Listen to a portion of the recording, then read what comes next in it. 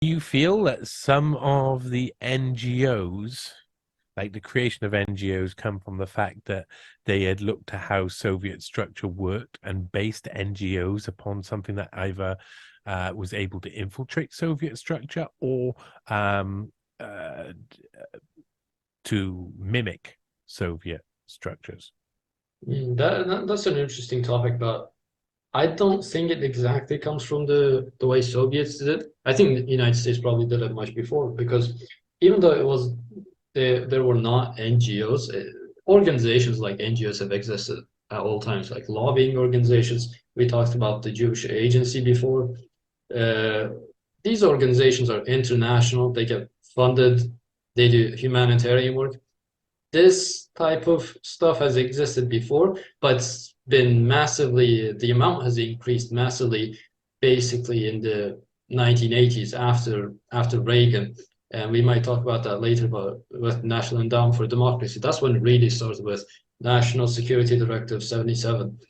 And that Mhm. created a public diplomacy objective that would try to do what they We'll talk describe as about this now. Yeah, yeah, yeah. Talk well, about they this try to now. do the psychological operations in foreign countries so they can affect them and make them pro-democracy. This project was called Project Democracy, and this was part of that, which was to affect foreign countries, tell them, yes, America is very nice, America is very good, democracy is very good, be with us. And National Endowment for Democracy, 1983, that's when it got started.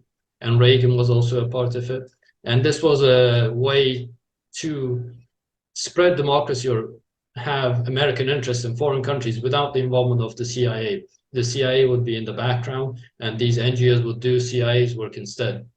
And that's what the founder of the Endowment for Democracy, he said that this stuff, you've been doing it covertly with the CIA before. We can no longer do it in the 60s. We used to do it. We can no longer do it. We have to do it through the endowment so that there's a second layer that is harder to see, basically.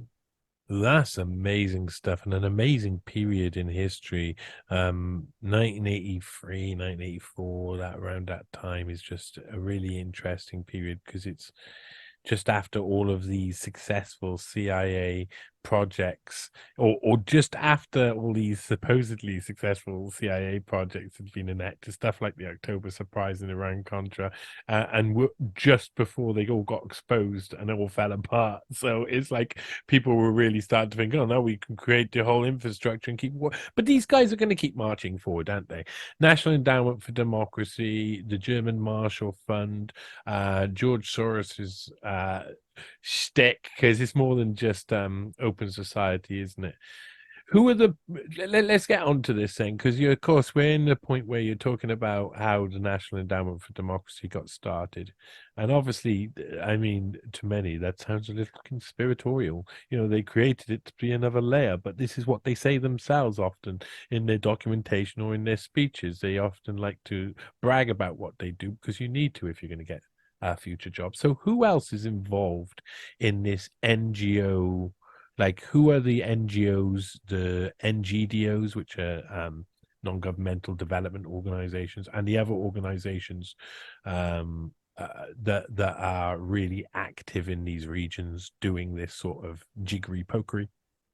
Well, I would say the way we look at the National Endowment for Democracy, that's one of the primary ones. The Open Society Foundation by George Soros, those are basically twin organizations almost. The Freedom House, people might have heard of it, that's also a part of it, even though in the piece we don't really focus on that. But to me, it seems like the State Department and USA, the United States Agency for International Development, they're the primary ones funding these smaller, the main NGOs, Endowment for Democracy and Soros, and they trickle down to these smaller NGOs in these foreign countries. So I would say at the top, these are the primary ones, but it all comes from the State Department. What do you think George Soros is then as an entity? Do you really think he's private, or is this how different assets, intelligence assets, have obviously a different level of wealth, and that's what we're seeing. What do you think we see with George Soros? Well, George Soros is an interesting man, and he's definitely very connected with the intelligence department and the State Department.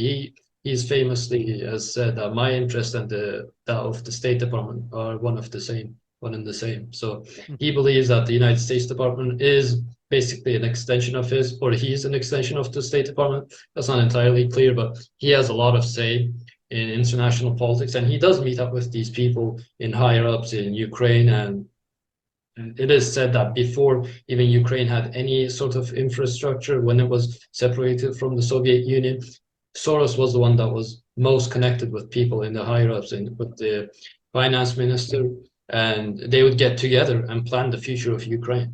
So Soros, not just in Ukraine, of course, but many other countries as well, but Ukraine is the primary example we've seen.